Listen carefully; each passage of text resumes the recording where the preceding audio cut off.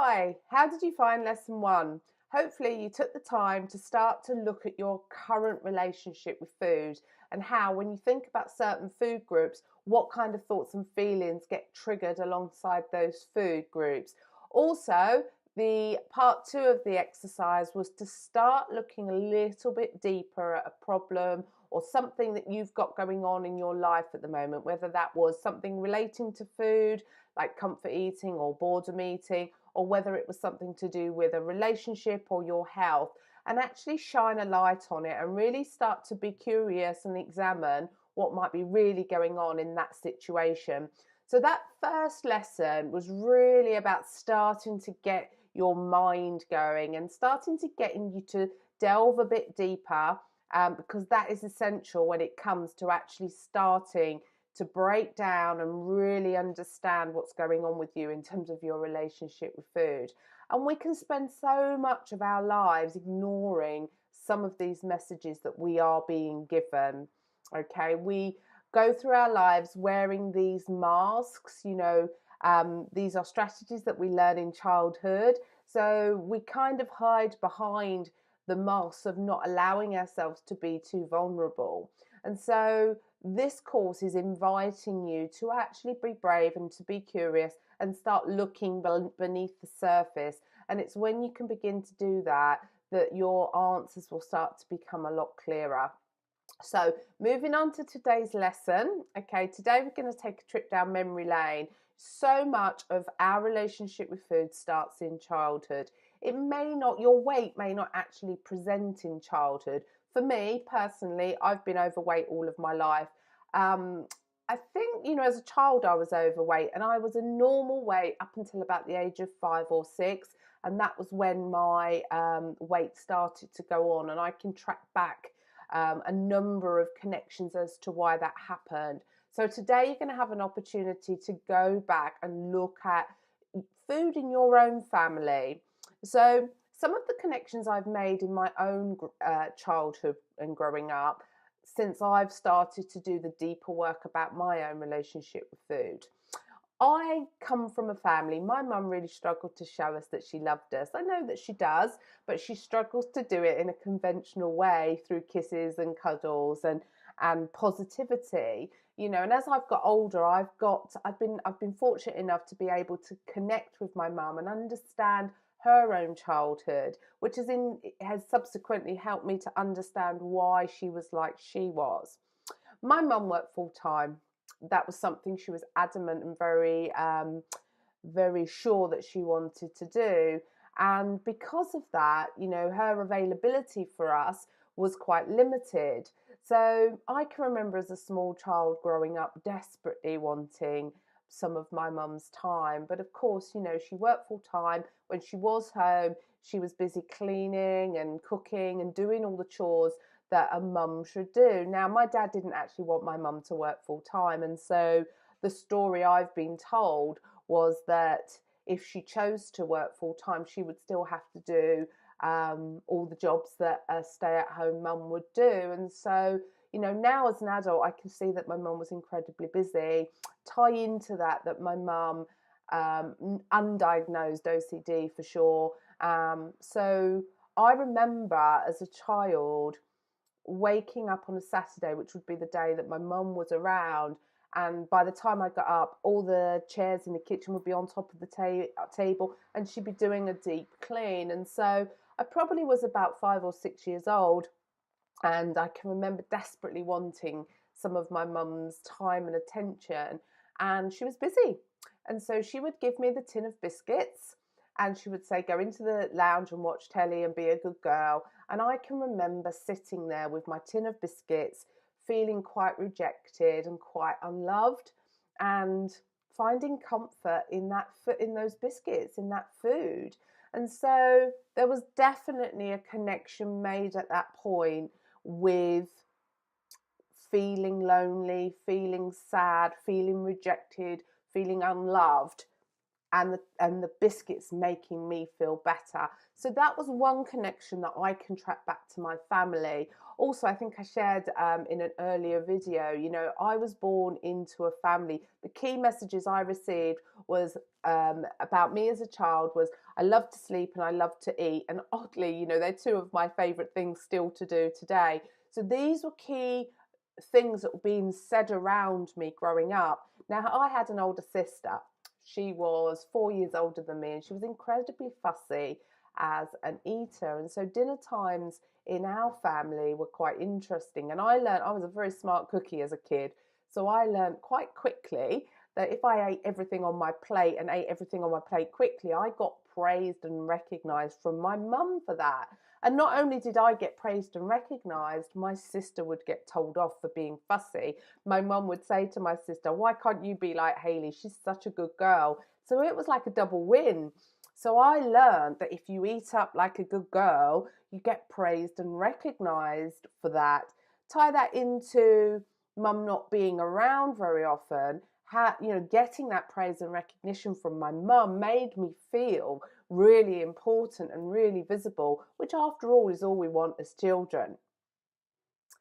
So they're just a few examples from my own childhood where you can start to see the way in which our relationship with food is formed from childhood. And it goes back to us being really small babies as well. You know, a very in tuned parent when the baby is very small. You know, if the baby starts crying and the mum walks into the bedroom, she might take a moment to think about, why is the child crying? It might be the window is open and the curtain is flapping, and so the baby might actually be scared, and what the baby needs is to be picked up and reassured. You know, and a very attuned parent would do exactly that, would pick the child up, pick the baby up, rock it in its arms and offer some words of sort of soothing and calming. And they might even say, "Oh, you know, are you scared because the curtain is flapping?" And hold the baby and close the window, and then settle the baby down and put the baby back to sleep once it's settled. And so what the baby is learning there when it's experiencing fear is ways in which it can soothe itself, firstly by putting right the problem, but also by, you know, being held and being settled by those soothing words. A mum who's not quite so in tune might go into the crying baby and make the assumption that the baby is hungry. And so the mum will pick up the baby and feed the baby. And so what's happening there? So this is all pre-verbal. Okay, these are just through actions. What the baby is starting to pick up is when it's feeling these feelings of fear, yeah, and the mum picks it up and soothes it and feeds it, the baby is then getting messages that food helps to settle and soothe those feelings of fear. And we have lots of examples of these kinds of way in which we settle emotional responses with food. You know, and as we grow up, you know, we're learning to walk and we fall over and we graze our knee and we're crying, and mum or grandma might come over and pick us up and give us a big hug and say, there, don't cry, there's no need to cry, let's rub it better, and have this biscuit that will make you feel better. So it's all of these little things that start to set our relationship with food from a very, very young age. So your first exercise for lesson number 2 is to sit down, yeah, either with your notebook or with the worksheet for this week, and really start to think about your own food in the family. Take a trip down memory lane, start to think about what you can remember about food when you were growing up. Was there lots of food available? Did you have to ask if you wanted something? What were meal times like round the table? Think about your relationship with grandparents. You know, you can have quite a different relationship with grandparents and food that you do with your own parents. Maybe food was quite scarce growing up. Do you remember feeling hungry a lot of the time? So just sit down with a piece of paper and jot down as much as you can remember. You know, if you can think back to pre-verbal stuff, so really right back to being a baby. What have you been told about food growing up. You know, these are things that we talk about in our families.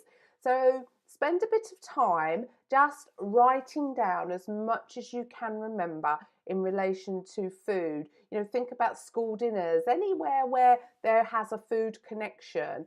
But also think about, so I shared the story with my mum not being present, and when she was, she'd be cleaning. And so having these feelings of rejection and abandonment almost, and food becoming a way of me feeling better, sitting there with my tin of biscuits and very little control around that. So it actually allowed my mum time to get on with her cleaning. So that was a great strategy for her to give me that tin of biscuits. So yeah, the first part of your lesson 2 is to just take a trip down memory lane. Just sit down and jot down as much as you can remember. When you've done that, read through it and then try to go a little bit deeper. You know, and this might be something that you remember different things over the coming days, and that's absolutely fine. So this is stuff that could, as we go through this course, you might want to add bits in. So the more you can remember around your relationship with food when you were very young, and also think about different ages as well. What was food like when you were a toddler, you know, as you were growing into teenage years? You know, try to think of it at different age points as well, because that might help to stimulate some memories for you. So just spend a bit of time on this and jot your answers down, because the more you can think, imagine this is like a big jigsaw puzzle, and what we're trying to do is find the pieces that could be relevant for your long-term strategy for change. Once you've explored your relationship with food as a child, okay, for part 2, exercise 2 of lesson 2, okay, I want us to now bring that into the present, and I want us to just sort of look at the emotional eating cycle, because it is a cycle. You know, we get triggered. We're going to look at triggers much more deeply next week. So we get something triggers us, this in relation to emotional eating, and we then something reacts within us, okay, it triggers an emotional response that leads to the emotional eating.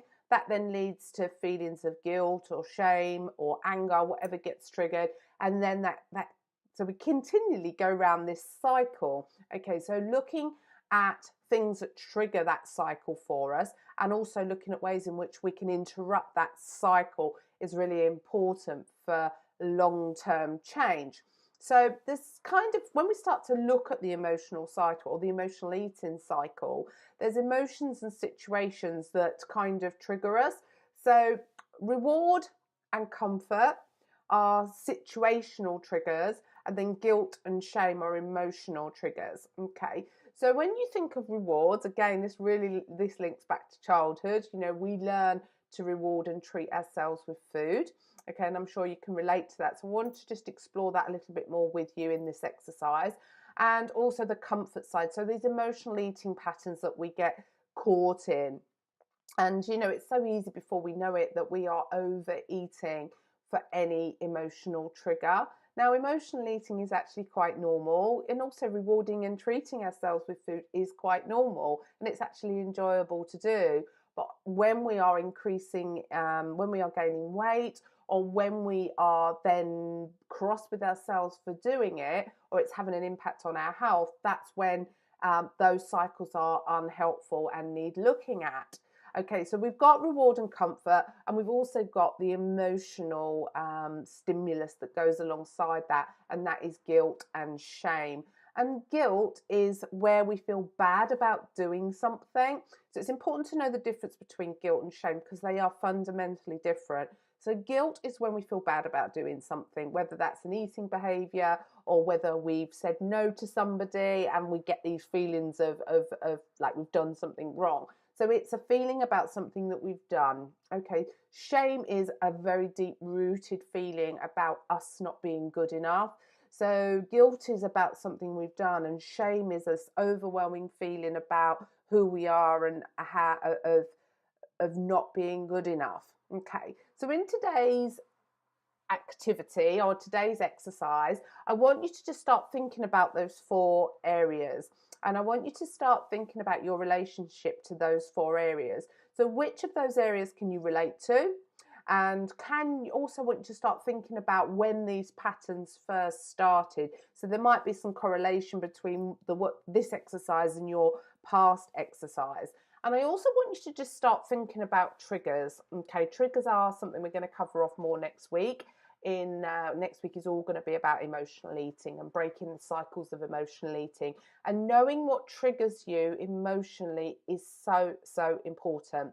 So I just want you to spend a bit of time today in this exercise, just jotting down what people, what situations. It could be something. You could be sat watching telly, and before you know it, you've been triggered by something, and you might not even notice that, but what you notice is that you're feeling hungry. Seeing food can be a trigger. Remember, your senses are really quite powerful when it comes to eating. Smells, sights, sounds of food. I know that sounds crazy, but there are certain. It's starting to understand what your triggers are. So in this exercise, I just want you to spend a bit of time working through the questions, and also be mindful of, after you've done these exercises, how you're feeling, because you are kind of starting to explore some of the more emotional stuff at a deeper level. Be curious about whether there's any urges to want to eat, because again, when we're talking about triggers, you might find that thinking about going back to childhood can trigger some emotional responses, and just thinking about this stuff and being more honest with yourself might start to trigger some unsettled feelings for you. Be curious about that, and again, remember to come into the group on Facebook, and if you feel comfortable to, do share those feelings that you're getting as a result of answering and asking yourself some of these questions, because again, it's in this process that lots of good work can actually be done. So enjoy today's exercises.